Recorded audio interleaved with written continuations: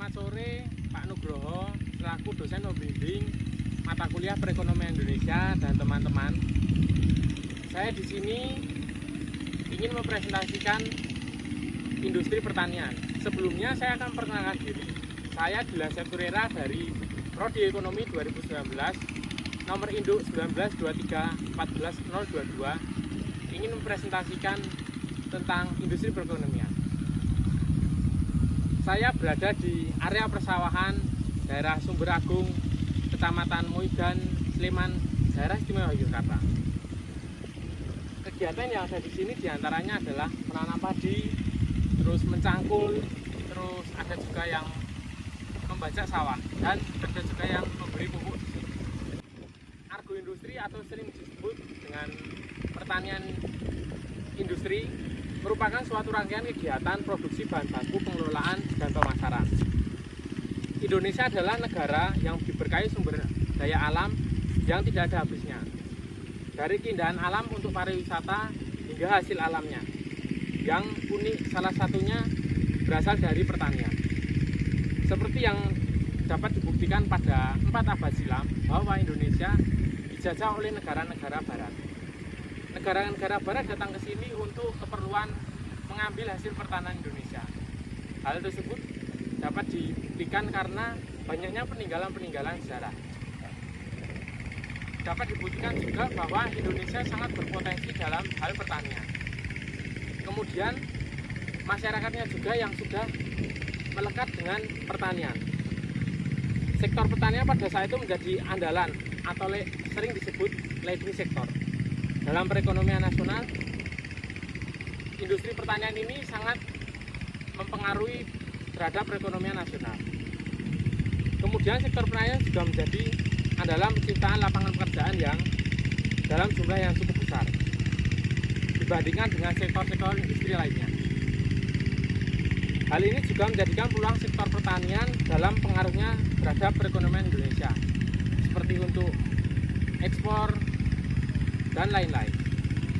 Industri pertanian ini digolongkan menjadi 4 bagian, meliputi industri pengolahan dan pertanian, yaitu seperti para petani yang mengelola padi, kemudian industri yang memproduksi peralatan mesin untuk pertanian, seperti contohnya traktor dan alat-alat untuk memanen lainnya.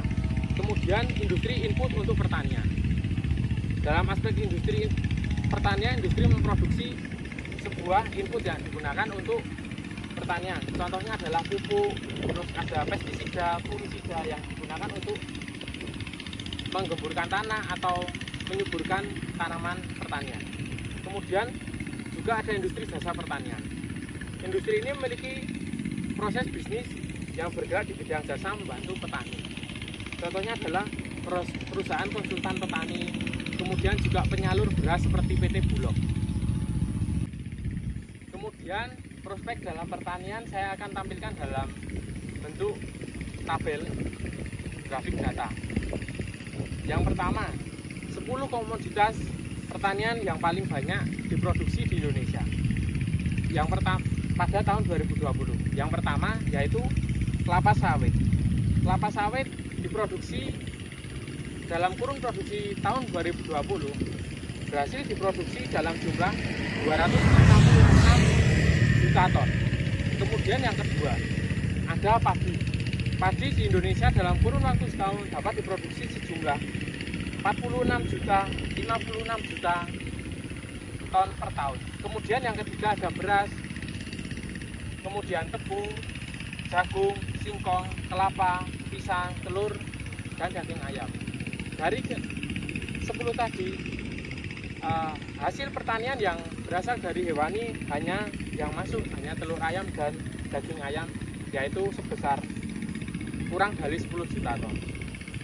Kemudian penyerapan penduduk bekerja menurut lapangan pekerjaan yang saya dapatkan data hingga Februari tahun 2022. Yang pertama pertanian sebesar 30%. Kemudian yang kedua disusul oleh perdagangan sebesar 17%. Dan kemudian industri dan ada lagi akomodasi makanan dan minuman.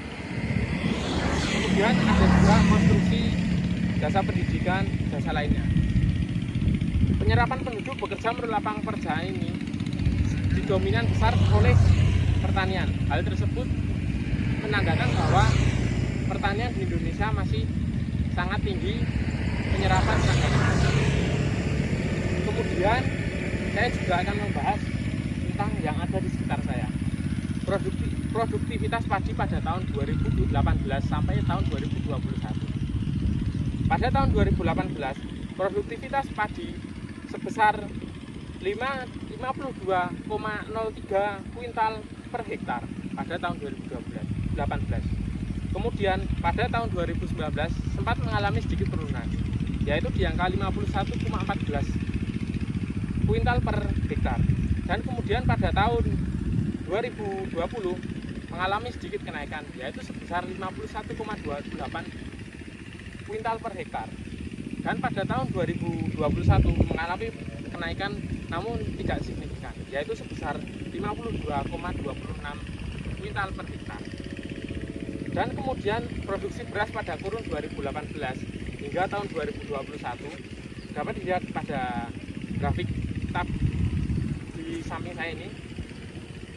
Itu pada tahun 2019 sangat tinggi sebesar 33,9 juta ton pada kurun waktu tahun 2018. Kemudian pada tahun 2019 turun 31,3 juta ton dalam kurun waktu setahun.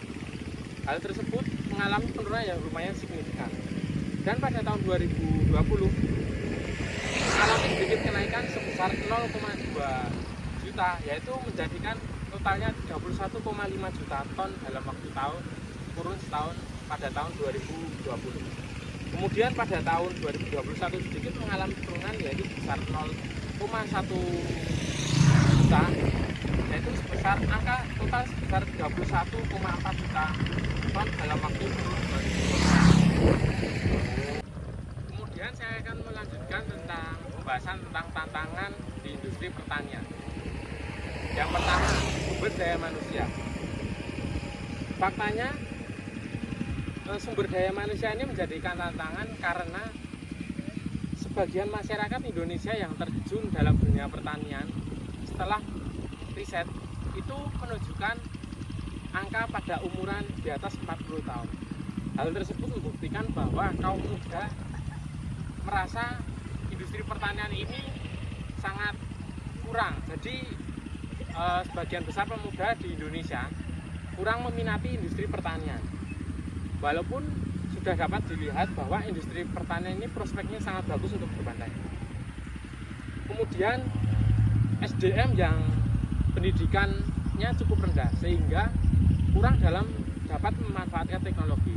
Ya, seperti yang dapat kita lihat bahwa industri pertanian seperti para petani itu biasanya pendidikan rata-rata lulusan sekolah dasar. Hal tersebut sangat disayangkan jika berada di Indonesia, karena Indonesia sendiri industri pertanian sangat diunggulkan. Kemudian kondisi lahan pertanian di Indonesia, sebagian besar kondisi lahan pertanian di Indonesia berada pada kondisi lahan tidur, di mana lahan-lahan tersebut sulit diakses oleh para manusia sehingga dalam pengelolaannya tidak bisa maksimal. Dan seperti orang-orang yang berada di daerah pedalaman, hal tersebut seperti pada pedalaman Papua, teknologi yang ada di sana sangat kurang. Kemudian banyaknya lahan juga yang dialih fungsi menjadi tempat untuk tinggal. Seperti yang ada di tempat saya ini, ada beberapa bagian yang walaupun notabene ini adalah wilayah pertanian untuk padi, namun ada sudah beberapa bagian yang didirikan rumah secara ilegal dan izinnya belum turun tapi sudah mendirikan karena para penduduk merasa sawah ini adalah miliknya. Kemudian teknologi yang belum sepenuhnya diterima masyarakat. Pengalihan teknologi ini dari tradisional menjadi modern dalam pengelolaan pertanian belum mampu diterima secara luas oleh masyarakat. Oleh para petani, seperti yang saya pernah dapatkan informasi, para petani merasa teknologi itu terlalu mahal sehingga tidak mampu menutup biaya produksi. Kemudian keterbatasan pengetahuan juga menjadi faktor penghambat laju teknologi untuk merambah sektor pertanian secara luas. Dari berbagai tantangan tadi, tentunya ada prospek untuk solusi untuk industri pertanian. Yang pertama, untuk sumber daya manusia tadi, itu solusinya yaitu dengan meningkatkan pendidikan terhadap para pelaku industri, sepertinya contohnya adalah kaum muda yang merasa bahwa industri pertanian kurang merasa diuntungkan. Namun sebaliknya, mengubah persepsi para kaum muda untuk meningkatkan industri pertanian agar dapat mampu meningkatkan perekonomian yang agar dapat mencukupi kehidupan nasional dalam stabilitas pangan nasional. Kemudian untuk lahan sendiri, pemerintah sebaiknya harus lebih ketat lagi dalam membagi lahan pertanian dan lahan penduduk agar pertanian dapat dibagi dan dapat hidup seimbang dengan semakin banyaknya penduduk. Karena jika lahan pertanian semakin kurang dan penduduknya semakin banyak, maka dapat terjadi ketidakstabilan pangan yang menyebabkan pemerintah harus impor pangan dari luar negeri. Dan kemudian pemerintah juga harus menindak siapa yang melakukan perpindahan lahan, yaitu dengan seperti alih fungsi. Itu pemerintah sebaiknya memberikan efek jera yang membuat masyarakat tidak menggunakan alih fungsi lahan untuk lahan tempat tinggal. Kemudian untuk teknologi, sebaiknya teknologi yang diberikan ini untuk para petani ataupun para pelaku industri pertanian ini sebaiknya dilakukan dengan ramah kantong, yaitu dalam artian pemerintah memberikan subsidi terhadap teknologi-teknologi yang diberikan kepada para petani untuk meningkatkan sektor industri pertanian. Seperti contohnya traktor, agar harganya dapat dikurangi lagi dengan subsidi yang diberikan oleh pemerintah. Jadi petani ataupun pelaku industri pertanian ini merasa pemerintah turun tangan dalam meningkatkan industri pertanian ini. Kesimpulannya, industri pertanian di Indonesia ini prospeknya cukup bagus untuk ke depan-depannya. Maka dari situ pemerintah juga harus lebih banyak turun tangan dalam industri pertanian. Karena seperti yang kita lihat tadi, pertanian sangat mengambil bagian cukup banyak pada perekonomian nasional. Dan pertanian juga banyak mengambil tenaga manusia yang sangat besar. Hal tersebut dapat dibuktikan dari data-data yang ada. Kemudian pertanian juga harus semakin ditingkatkan karena juga dapat meningkatkan perekonomian untuk kegiatan ekspor, sehingga pertanian di Indonesia dapat meningkat secara drastis, yang kemudian dapat bersaing dengan negara-negara penghasil pertanian lainnya. Dan pemerintah juga harusnya membagi tempat untuk pertanian dan tempat untuk tinggal, karena seperti yang kita lihat bahwa semakin marak pembangunan liar untuk pada tempat pertanian saat ini. Sekian presentasi dari saya. Apabila ada salah kata, saya minta maaf. Sekian dan terima kasih. Selamat sore.